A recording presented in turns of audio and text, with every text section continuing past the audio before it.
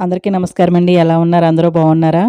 ఈరోజు ఆదివారం కదండీ! మీ ఇంట్లో స్పెషల్ ఏం చేశారు? నేనైతే కూర పని లేకుండా ఉండేలాగా బిర్యానీ చేశానండి. అది కూడా రొయ్యలతో అనమాట. చాలా బాగుంటుందండి. ఏ కూర అవసరం లేదు. ఉట్టి బిర్యానీ తినేయొచ్చు. పెరుగు రైతా ఉంటే సరిపోద్దనమాట.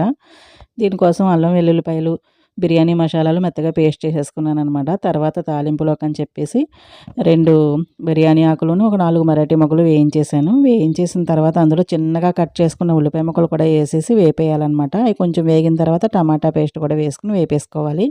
ఈ టమాటా పేస్ట్ వేయడం వల్ల రుచి ఉంటది. మంచి కలర్ కూడా వస్తదనమాట. చూసారు కదా ఎలా ఉందో కలరు.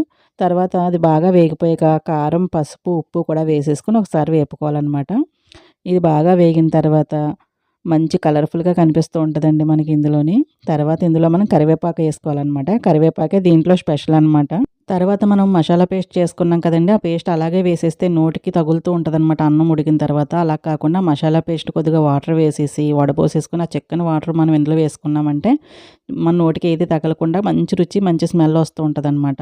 తర్వాత మీరు ఒక గ్లాసు బాస్మతి రైస్ తీసుకున్నారనుకోండి, గ్లాసున్నర వాటర్ తీసుకోవాలనమాట. ఇది బాస్మతి రైస్‌తో చేస్తున్నాను కాబట్టి. తర్వాత నేను ముందుగానే వేయించేసి పక్కన పెట్టుకున్న రొయ్యల్ని కలిపేసాననమాట. ఇలా కలపడం వల్ల చాలా రుచిగా ఉంటదనమాట. పైన రొయ్యలు వేపుకొని ఏసుకుంటే చాలా బావుంటది. తర్వాత ముందుగానే నానబెట్టుకొని ఉంచుకున్న బాస్మతి రైస్‌ని ఇందులో వేసేసి కలిపేయాలనమాట.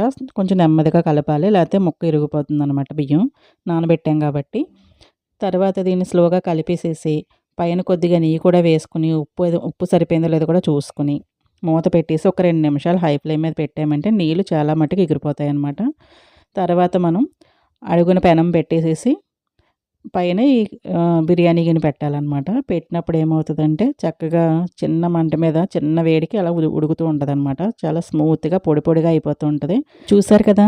ఎంత టెంప్టింగ్‌గా మంచి కలర్‌ఫుల్‌గా ఉందో. ఎటువంటి కూర లేకుండా ఓన్లీ రైతా ఉంటే చాలు సూపర్ అంటే సూపర్ ఉంటదనమాట. నోరు ఊరిపోతుంది కదండీ! వీడియో నచ్చితే లైక్ చేయండి, షేర్ చేయండి, సబ్స్క్రైబ్ చేయండి. ఎలా ఉందో కామెంట్